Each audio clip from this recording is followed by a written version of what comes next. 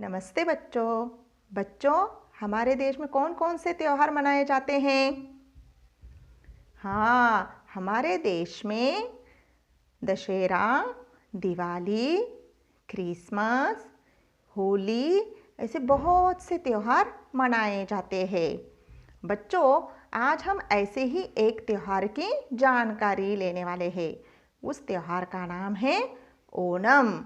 आपके text book में पाठ क्रमांक 12 दिया है। तो बच्चों, आप सब लोग पेज क्रमांक 75 निकालिए। पाठ क्रमांक 12। पाठ का नाम है ओणम। तो बच्चों, आज हम ओणम इस त्योहार की जानकारी लेने वाले हैं। सब लोग तैयार हो ना? ओके।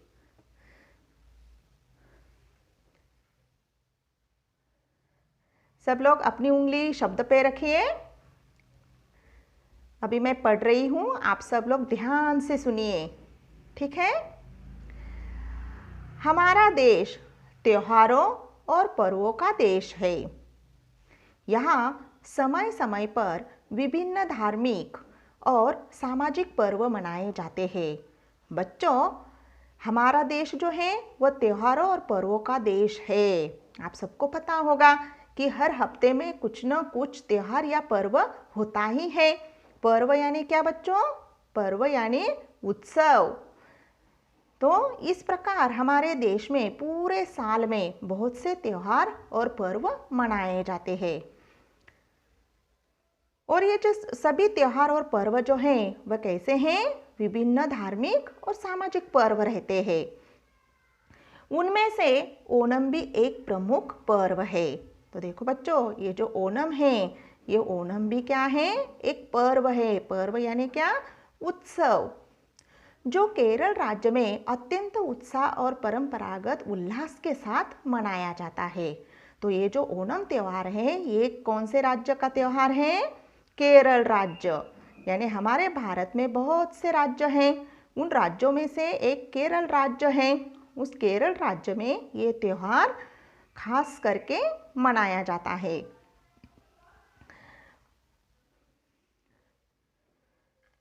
इस पर्व का आयोजन श्रावण मास में किया जाता है। तो बच्चों, ये जो ओणम त्योहार है, ये कब आता है? श्रावण मास में, मतलब श्रावण जो महीना रहता है। श्रावण महीने में आपको पता है बारिश होती है ना? और सब तरफ हरियाली रहती है। हाँ, उसी महीने में ओणम यह त्योहार केरल राज्य में मनाया जाता है। इस पर्व से केरल के नव वर्ष का शुभारंभ भी होता है। तो बच्चों, केरल राज्य में नया साल इस त्योहार से ही शुरू होता है। ओणम क्यों मनाया जाता है? ये जो त्योहार है क्यों मनाया जाता है? अभी आप लोगों को पता है कि सभी त्योहार अलग अलग किसी न किसी कारण से मनाए जाते हैं, है ना? तो ऐसे ही ओणम मनाने का भी कुछ कारण होगा। तो वो क्या कारण है? तो देखो बच्चों, इसके संदर्भ में एक पौराणिक कथा है। पौराणिक कथा प्रचलित है। अभी पौराणिक मतलब क्या? पौराणिक यानी देवी देवताओं से संबंधित एक कथा। तो देवी देवताओं की कथा से ये एक प्रचलित कथा है। तो अभी हम देखते हैं कि कौन सी कथा है। श्रीमद् भागवत के अनुसार प्राचीन काल में महाबली नाम का एक राजा था। तो देखो बच्चों, इस कथा में क्या दिया गया है? श्रीमद् भागवत यानी क्या? एक ग्रंथ का नाम है श्रीमद् भागवत। और उस कथा में ये कथा लिखी है। और उसमें क्या लिखा है कि प्राचीन काल में महाबली नाम का एक राजा था। वह अपनी प्रजा से बहुत प्यार करता था और प्रजा की सुख समृद्धि को ही अपना कर्तव्य समझता था। तो बच्चों, राजा का नाम क्या है? महाबली। और ये जो महाबली राजा था ना, वो अपनी प्रजा से बहुत प्यार करता था और प्रजा की सुख समृद्धि, समृद्धि यानी क्या? खुशहाली।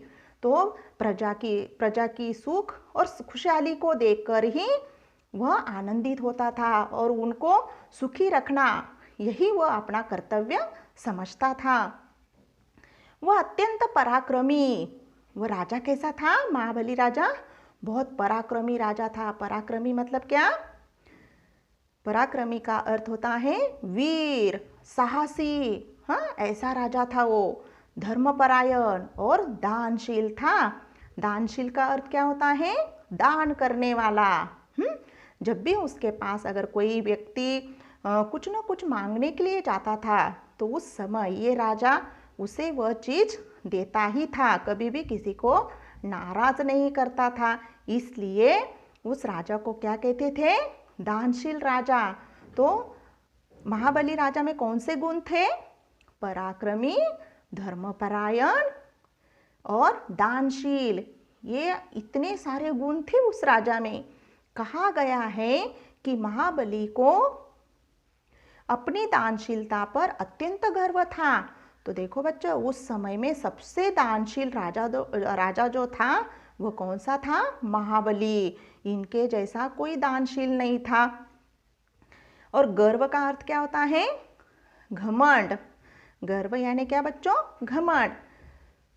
देवताओं को जब यह ज्ञात हुआ तो उन्होंने राजा के इस घमंड को चूर चूर करने का निश्चय किया। तो देखो बच्चों, जब देवताओं को यह पता चला, ज्ञात हुआ मतलब क्या? पता चला कि महाबली राजा बहुत ही दानशील है, वह किसी को नाराज नहीं करता। उसे इस बात का बहुत घमंड है, उसे गर्व है कि मैं सबसे ज़्यादा दानशील व्यक्ति हूँ, राजा हूँ। तो ये उसका घमंड जो है ना, उसे हमें चूर चूर करना है। चूर चूर करना मतलब क्या? नष्ट करना। तो इस प्रकार ये जो भगवान थे, देवता थे, तो देवताओं ने क्या निश्चय किया? उन्होंने ये निश्चय किया कि राजा के घमंड को तोड़ना है, चूर चूर करना है, उसे नष्ट करना है। मतलब राजा के घमंड को नष्ट करना है, ऐसा देवताओं ने निश्चय किया। अभी आगे देखते हैं क्या होता है। भगवान विष्णु ने वामन ब्राह्मण का वेश धारण किया और अत्यंत पराक्रमी एवं दानवीर राजा महाबली के पास पहुंच गए। तो बच्चों, आपको विष्णु भगवान पता है? विष्णु भगवान कौन से हैं? हाँ, जिनके हाथ में चक्र है, चक्र धारण करने वाला विष्णु भगवान।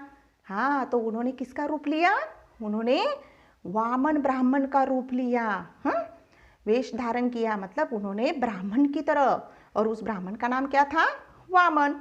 तो वामन ब्राह्मण का उन्होंने वेश धारण किया और अत्यंत पराक्रमी एवं दानवीर राजा महाबली के पास पहुंच गए। तो भगवान विष्णु जो है ना, वह वामन के अवतार में किसके पास पहुंचे? महाबली के पास। जिस समय वामन अवतार में भगवान विष्णु राजा महाबली के पास आए, उस समय उनके यहाँ एक विशाल यज्ञ चल रहा था। तो देखो बच्चों, जब यह भगवान विष्णु वामन के रूप में, वामन मतलब ब्राह्मण के रूप में, वामन ब्राह्मण के रूप में जब वह महाबली के महल में पहुँचते हैं, तो उस समय क्या रहता है? वहाँ पे एक यज्ञ किया जा रहा था जो महाबली कर रहे थे। विशाल यज्ञ, विशाल मतलब क्या? बहुत बड़ा यज्ञ चल रहा था वहाँ पे। और उसी समय पर वामन वहाँ पहुँचते हैं। वामन ब्राह्मण रूपी भगवान विष्णु की आवाज़ सुनकर महाबली स्वयं बाहर आए। तो देखो बच्चों, अभी भगवान विष्णु को, यानी भगवान विष्णु ही कौन है? वामन ब्राह्मण। वामन ब्राह्मण यानी भगवान विष्णु। इनको किसकी परीक्षा लेनी थी? महाबली की। तो इसलिए जैसे ही वामन ब्राह्मण के आने की बात सुनी, उनकी आवाज़ सुनी, तभी महाबली स्वयं बाहर आए और बोले, हे ब्राह्मण देव, आपकी क्या इच्छा है? तो देखो बच्चों, अभी तो महाबली के यहाँ बहुत बड़ा यज्ञ चल रहा था और इसी समय पे एक ब्राह्मण बाहर आता है और उनकी आवाज़ सुनकर महाबली स्वयं बाहर आते हैं। और जब उन्होंने देखा कि एक ब्राह्मण यहाँ खड़े हैं, तो वो क्या कहते हैं? ए ब्राह्मण देव, आपकी क्या इच्छा है? आगे देखते हैं बच्चों।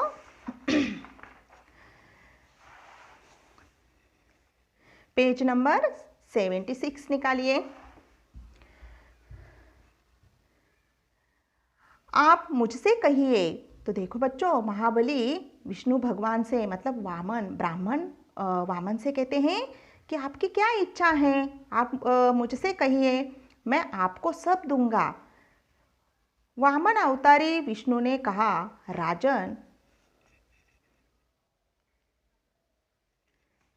मुझे कुछ नहीं, अपनी तपस्या हेतु केवल 3 पग भूमि चाहिए। तो देखो बच्चों, उस समय जो विष्णु भगवान ब्राह्मण के रूप में आए थे तो उन्होंने क्या मांगा राजा से कि मुझे एक तपस्या करनी है और उस तपस्या के लिए मुझे कुछ जगह चाहिए, मुझे भूमि चाहिए। भूमि यानी क्या? जमीन। और वो जमीन कितनी चाहिए? 3 पग। पग यानी क्या? 3 कदम। पग यानी क्या बच्चों? कदम। मतलब पग का अर्थ होता है कदम। तो कितनी जगह चाहिए थी उस ब्राह्मण को, वामन को?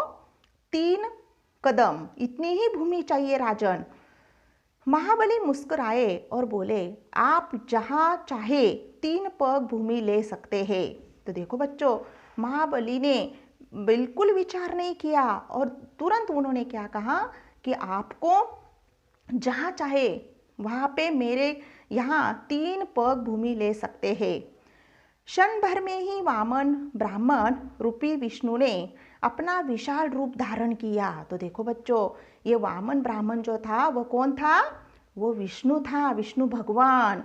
तो उन्होंने अपना विशाल रूप धारण किया। तो वह मतलब अपने भगवान के रूप में हो जाते हैं, क्योंकि वामन ब्राह्मण जो रहता है ना, वो बहुत छोटा सा दिखता है, दिखने में बहुत छोटा सा रहता है, लेकिन जब वो अपने असली रूप में आते हैं, मतलब विष्णु भगवान के रूप में, तो वो बहुत बड़े दिखने लगते हैं। और पहले जैसे ही उन्होंने विष्णु भगवान ने जैसे ही पहले कदम उन्होंने बढ़ाया तो समस्त धरती उन्होंने व्याप ली, मतलब पूरी धरती को उन्होंने व्याप लिया एक कदम में ही। फिर दूसरे कदम में दूसरा जब कदम उन्होंने रखा तो समस्त आकाश को नाप लिया। तो देखो बच्चों, पहले कदम में उन्होंने समस्त धरती को नाप लिया और दूसरे कदम में उन्होंने पूरे आकाश को नाप लिया। मतलब धरती और आकाश ये किसका हो गया? विष्णु भगवान का, मतलब वामन ब्राह्मण का हो गया। फिर राजा महाबली से बोले, तो देखो बच्चों, फिर अभी तीसरा कदम कहाँ रखे? जब उन्होंने 2 कदम में ही धरती और आसमान को नाप लिया, अभी तो एक कदम बाकी था, है ना? तो फिर ये जो वामन ब्राह्मण है ना, वो राजा से बोलते हैं कि राजन, तीसरा कदम कहाँ रखूं? आपने तो मुझे 3 कदम कबूल किए हैं देने के, है ना? मुझे दान में तो आपने 3 कदम जमीन दी है, भूमि दी है, तो मैं अभी तीसरा कदम कहाँ पे रखूं? कदम रखने के लिए तो यहाँ पे जगह ही नहीं है, धरती और आसमान तो मेरे हो गए। तो महाबली ने हाथ जोड़कर अपना सिर उनके आगे झुका दिया। तो देखो बच्चों, महाबली राजा कितने दानवीर थे। तो उन्होंने विचार न करते हुए उन्होंने क्या किया कि अपना सिर उनके आगे झुका दिया। जो ही वामन वेशधारी विष्णु ने अपना पैर महाबली के सिर पर रखा, महाबली पाताल लोक में पहुंच गए। तो देखो बच्चों, वामन ब्राह्मण ने जब भी तीसरा पैर महाबली के सिर पर रखा तो महाबली कहाँ पे पहुंच गए? पाताल लोक में, नीचे।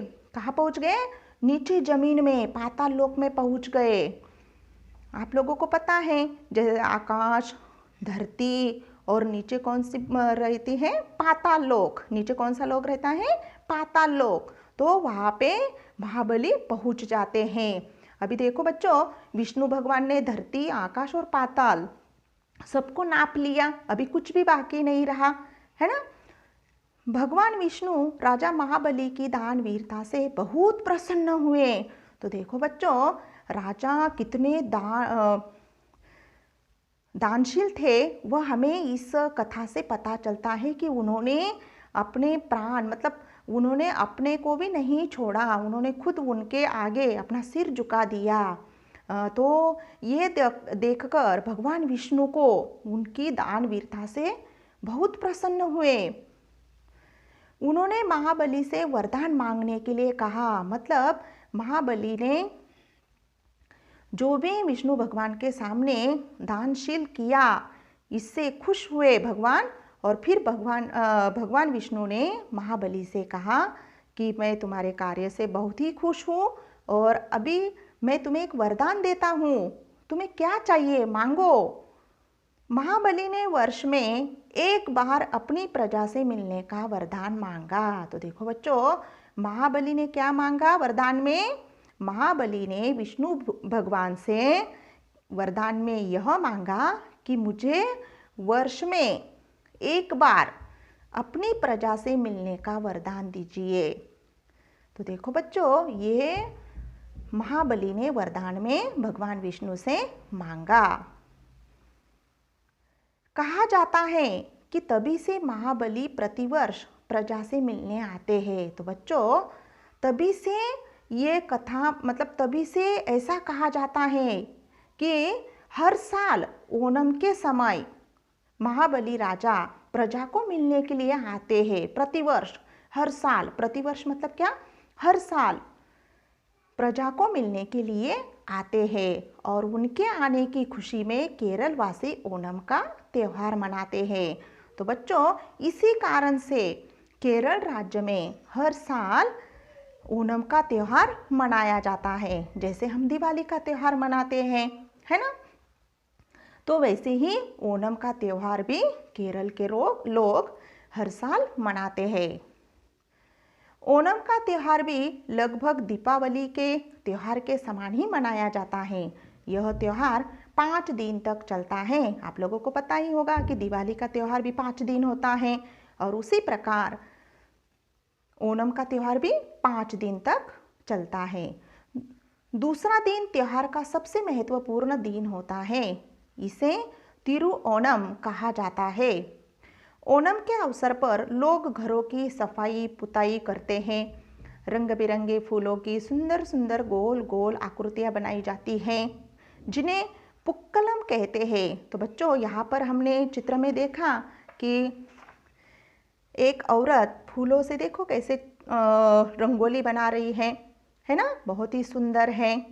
तो इस प्रकार हर घर के सामने ऐसे ही फूलों से सजाया जाता है। गोल गोल आकृतियां बनाई जाती है सुंदर सुंदर फूलों से, और उसे क्या कहा जाता है? पुक्कलम। केरल की भाषा में कौन सी क्या कहा जाता है? पुक्कलम कहा जाता है। रात्रि में पुक्कलम के पास दीपक रखकर पूजा की जाती है, और जो ये फूलों से सुंदर सुंदर गोल गोल आकृतियां बनाई जाती है ना, उन आकृतियों के पास क्या रखा जाता है? एक दीपक रखा जाता है और फिर उस पुक्कलम की पूजा की जाती है। आगे, इस अवसर पर विभिन्न प्रकार के खेलों और सांस्कृतिक कार्यक्रमों का आयोजन भी किया जाता है। तो बच्चों, ओणम के त्यौहार के समय बहुत से सांस्कृतिक कार्यक्रम भी किए जाते हैं और खेल भी रखे जाते हैं। नदियों और समुद्रों के पास रहने वाले लोग नौका दौड़ का आयोजन भी करते हैं। तो देखो बच्चों, जो भी नदियों और समंदर के पास रहते हैं ना लोग, कोली लोग वगैरह, तो वो लोग कौन सा आयोजन करते हैं? नौका दौड़ का। नौका यानी बोट रहती है ना, जो मच्छी मारने वाले लोग रहते हैं उनके पास बहुत सी नौकाएं रहती हैं, उन नौकाओं की दौड़ लगाते हैं। तो ये कब लगाते हैं? इसी ओणम के समय में। इस दौड़ को देखने के लिए देश के कोने कोने से लोग यहाँ आते हैं। तो इस दौड़ को, मतलब ये जो शर्यत लगाई जाती है, ये जो दौड़ लगाई जाती है, स्पर्धाएं लगाई जाती हैं, यह देखने के लिए देश के कोने कोने से लोग आते हैं। इस अवसर पर एक बड़ी नौका दौड़ का आयोजन किया जाता है, जिसमें विजयी होने वाले को नेहरू ट्रॉफी प्रदान की जाती है। तो बच्चों, जो भी इस दौड़ में पहले आते हैं, उन उनको नेहरू ट्रॉफी दी जाती है। हाँ, प्रदान की जाती है मतलब क्या, दी जाती है। कौन सी ट्रॉफी, नेहरू ट्रॉफी दी जाती है विजयी होने वाले को। इसके बाद बालिकाएं और स्त्रियां विशेष तरीके से अपना मनोरंजन करती है। तो इस त्योहार में सभी लोग अपना अपना मनोरंजन करते हैं। जो बालिकाएं रहती हैं, लड़कियां रहती हैं और स्त्रियां रहती हैं, वो भी अपना मनोरंजन करती है। वह कैसे, वे ताली बजाते हुए नृत्य करती हैं, जिसे कैकोट्टिकली नृत्य कहा जाता है। कौन सा नृत्य, कैकोट्टिकली, ये नृत्य कहा जाता है उससे। इन नृत्यों में वे वीर नर नारियों की वीर गाथाओं का प्रदर्शन करती है। तो बच्चों, ये जो नृत्य किया जाता है, कैकोट्टिकली का जो नृत्य किया जाता है, इसमें जो वीर नर नारियां जो हो चुकी है केरल राज्य में, जो महान नारियां हो चुकी हैं, राजा हो गए हैं, उनकी कथाओं का आयोजन किया जाता है। जैसे हम नाटक देखते हैं ना, नाटक में शिवाजी महाराज का कोई पात्र करता है, कभी कभी राम का, कोई रावण का करता है। तो ये जो वीर पुरुष थे, वैसे ही यहाँ के भी कुछ प्रचलित जो कथाएं हैं, पुरानी कथाएं हैं, उन कथाओं को यहाँ पे दिखाया जाता है। और वो कथाएं कौन करती हैं, वो जो कथाओं का आयोजन है, प्रदर्शन है, यही बालिकाएं और स्त्रियां करती है। ओणम के अवसर पर केरल की राजधानी तिरुवनंतपुरम की सुंदरता देखते ही बनती है। तो देखो बच्चों, ओणम के अवसर पर केरल की राजधानी जो है उसका नाम क्या है, ओणम, केरल की राजधानी कौन सी है, तिरुवनंतपुरम। तो इसे भी बहुत सजाया जाता है। तो आप लोग जब भी आपको अवसर मिलेगा, आप जरूर ओणम के समय केरल राज्य की सैर कीजिए, है ना। तभी आपको पता चलेगा कि ओणम कैसे मनाया जाता है ना। तो ये जो तिरुवनंतपुरम है वह बहुत ही सुंदर सजाया जाता है। चारों ओर हर्ष और उल्लास छाया रहता है। यह त्योहार हमें एकता और भाईचारे का संदेश देता है। तो बच्चों, मतलब केरल राज्य में चारों तरफ सभी और हर्ष और उल्लास दिखाई देता है। सब लोग आनंद से ये उत्सव मनाते हैं। ये जो त्योहार रहते हैं ना, वो हमें कौन सा संदेश देते हैं बच्चों, हमें एकता और भाईचारे का संदेश देते हैं। क्योंकि ओणम जो त्योहार है केरल का, इस राज्य में सभी लोग, चाहे गरीब हो अमीर हो, हाँ, सभी प्रकार, सभी बालिकाएं हो, नर पुरुष, सभी छोटे बच्चे से लेकर बूढ़े व्यक्ति तक, सभी यह त्योहार बड़े उल्लास के साथ मनाते हैं और हमें एकता और भाईचारे का संदेश भी देते हैं। तो आपको ये जानकारी कैसे लगी बच्चों, है ना बहुत अच्छा त्योहार ओणम का। हाँ, तो आपको पाठ समझ में आया बच्चों। ओके।